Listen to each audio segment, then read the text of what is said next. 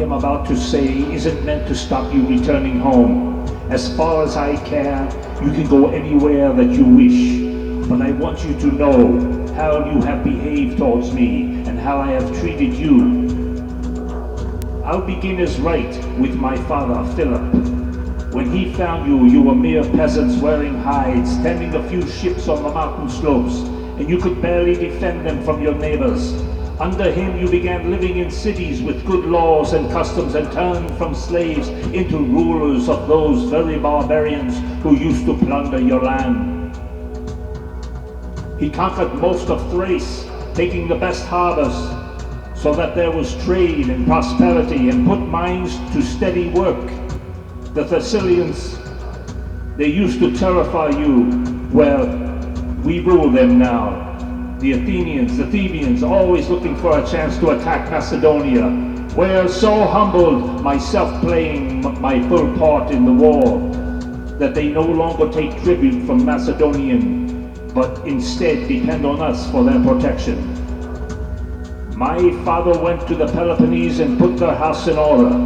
Then he was declared supreme commander of all Greeks, of the campaign against the Persians, and all, not just for himself, but for all Macedonians. This is what my father Philip did for you. Great enough on its own, but small compared what you've gained from me. I crossed the Hellespont, even though back then the Persians still commanded the sea. I defeated the satraps, the great King Darius. I made you rulers of Ionia, Elois, Phrygia, and Lydia, and took Miletus and siege. The best of the lands surrendered willingly, and their wealth became yours. All the riches of Egypt, Cyrene, which I won without a fight, are yours now. Syria, Palestine, Mesopotamia, Babylonia, all belong to you. The wealth of Libya and treasures of Persia, the jewels of India, the outer sea. You are now satraps. You are generals and captains.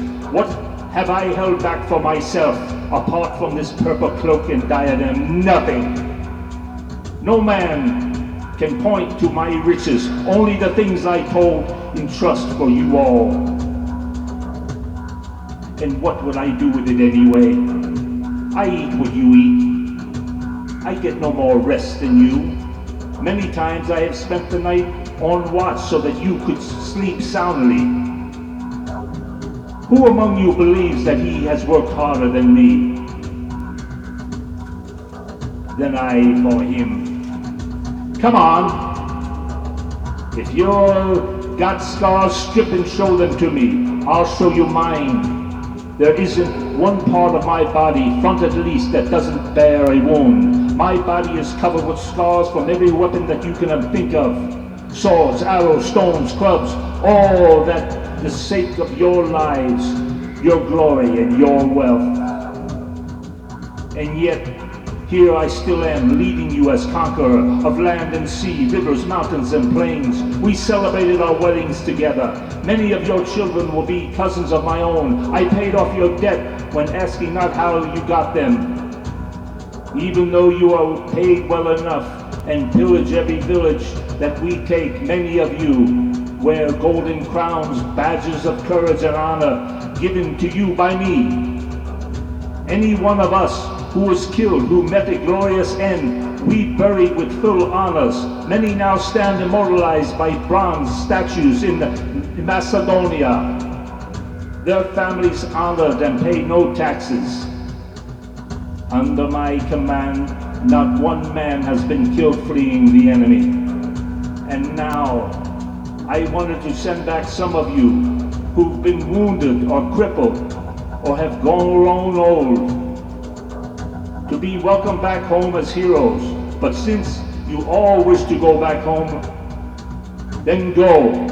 All of you, go home and tell them your king, Alexander, conqueror of the Persians, Medes, Bactrians, and Scythians, who now rules over the Parthians, and Hassanians, as far as the Caspian Sea, who marched over the mountains and the Hindu Kush, crossed the Oxus and the Tanis rivers, even the Indus, first to cross it since Dionysus himself.